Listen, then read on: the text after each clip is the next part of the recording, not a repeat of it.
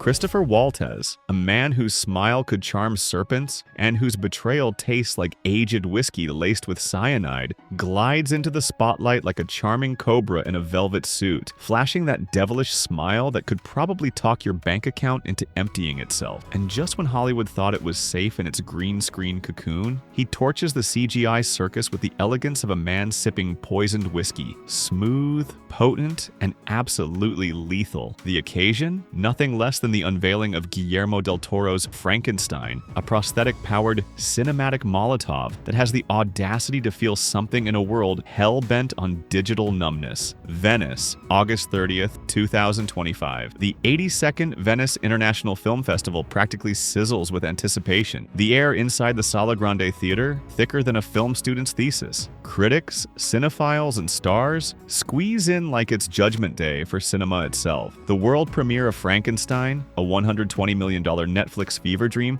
based on Mary Shelley's classic, rolls out its Gothic red carpet, soaked in mood and melancholy. Del Toro, the maestro behind Pan's Labyrinth and The Shape of Water, brings his usual dose of twisted beauty. But it's Waltz, ever the scene-snatching raconteur, who detonates the press conference. Flanked by Jacob Elordi, Oscar Isaac, Mia Goth, and the mad genius himself, Waltz leans into the mic with that theatrical gravitas and lets the room have it. You can't beat the real thing. A not-so-subtle jab at Hollywood's addiction to pixels over presence, praising instead the monster built by latex, sweat, and soul. It's not just a film premiere, it's a cultural slap in the face. The crowd doesn't just applaud, they combust. And the internet? It does what it does best. Overreacts gloriously. Christoph Waltz's razor-sharp takedown of CGI isn't merely a critique, it's a cinematic call to arms. A cry for authenticity echoing through an industry suffocating under its own digital glitter. As Frankenstein stuns Venice with its tangible terror and handcrafted heart, the real battle begins. Not between man and monster, but between pixels and prosthetics. Is this the film that'll drag Hollywood kicking and screaming back to reality? Or is it just a beautiful, defiant middle finger waved at an unstoppable digital tsunami? Either way, this monster bleeds. And it bleeds real. The scene is practically theatrical. Frankenstein, Del Toro's bold reimagining of Mary Shelley's 1818 nightmare, steps out of the shadows with all the subtlety of a thunderclap. Jacob Elordi looms as the creature, a stitched-together symphony of sorrow and sinew, aching for a shred of human kindness. Oscar Isaac delivers brooding brilliance as Victor Frankenstein, a man so blinded by ambition, he mistakes tragedy for triumph. Then there's Waltz, delighting in the role of Dr. Pretorius with that perfectly toxic mix of intellectual mischief and snake oil charm.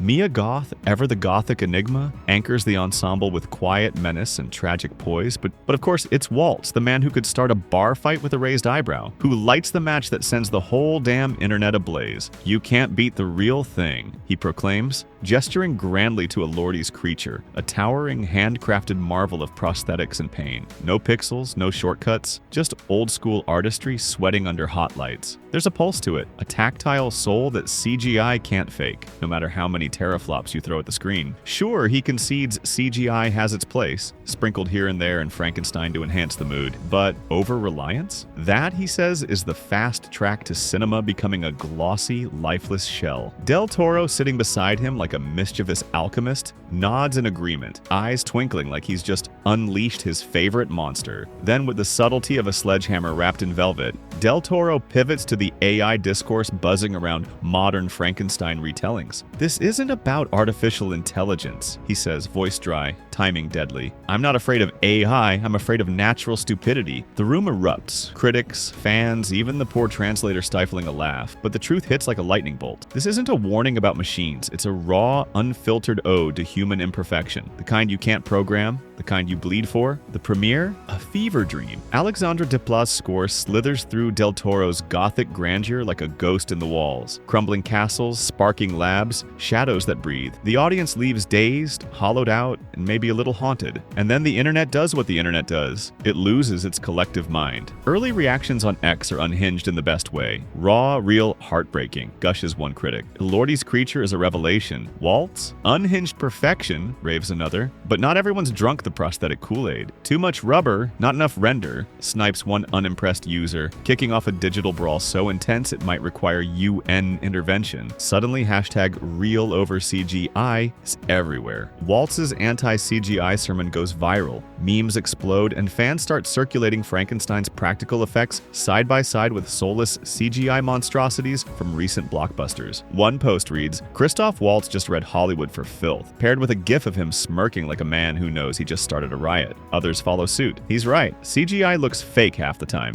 These prosthetics? Unreal. But naturally, the backlash follows like clockwork. CGI is the future. Waltz sounds like a cranky boomer, tweets one brave soul, triggering a comment war so fierce it makes the Godzilla verses. Kong discourse looked like a polite tea party. The media, smelling blood in the Dolby Atmos-saturated water, dives headfirst into the chaos. The Hollywood Reporter leads the charge with the sizzling headline, "Christoph Waltz slams CGI at Frankenstein premiere," while IndieWire dubs Del Toro's latest opus a practical effects triumph. Never once to miss a chance at a juicy existential crisis, Variety fans the flames with a loaded question: is CGI killing cinema's soul? And just like that, what began as a film premiere becomes a full-blown cultural reckoning, one where latex, sweat, and spirit square off against the cold perfection of digital wizardry. It's not just critics and insiders adding fuel to the fire. Fans rally behind Waltz like he's the last honest man in Hollywood. "He's speaking truth," one ex-user proclaims, uploading a behind-the-scenes shot of Elordi buried under hours of prosthetic makeup. Nothing beats the real thing, but the CGI defenders fire back. Practical effects can't show you a multiverse. CGI makes the impossible possible. Stop living in 1982. As if the debate wasn't spicy enough, the cast only turns up the heat. Elordi's quip at the press conference, something about the real monsters being men in suits, gets Del Toro's cheeky follow-up. Very well-tailored suits. That exchange, of course, mutates into a full-blown meme fest. One viral post shows Waltz as Dr. Pretorius with the caption, "Man in the suit is the monster." The internet eats it up. Meanwhile, Oscar Isaac unintentionally breaks the discourse for 5 wholesome minutes by sharing how he bonded with Del Toro over Cuban pork before being cast as Victor Frankenstein. "That's the wholesome content we need," a fan writes, as the clip spreads like cinematic comfort food across X. Mia Goth's eerie stillness and Desplot's spine-tingling score send the Oscar buzz machine into overdrive. "This is Del Toro's next award sweep," predicts one breathless post, complete with gold statue emojis. But none of it, not the pork anecdotes, not the memes, not even the glowing reviews, can drown out the echo of Waltz's words. His critique doesn't just poke the CGI bear, it exposes the gaping wound underneath. In an industry addicted to spectacle where blockbusters chase bigger bangs and faster renders, Waltz has pulled back the curtain and asked the question too few dare to. What's left when the soul gets outsourced? Christoph Waltz is no stranger to stirring the pot. From his ice-veined Hans Landa in Inglourious Bastards to the smooth menace of Django Unchained, he's made a career out of delivering devastating truths with a smirk. But this time he's not playing a role. He's calling out an entire industry. And whether he's the hero or the heretic depends entirely on which side of the screen you're standing on. This isn't just a premiere anymore, it's a cinematic line in the sand. And the monster, stitched together with real flesh and fury, has officially been let loose.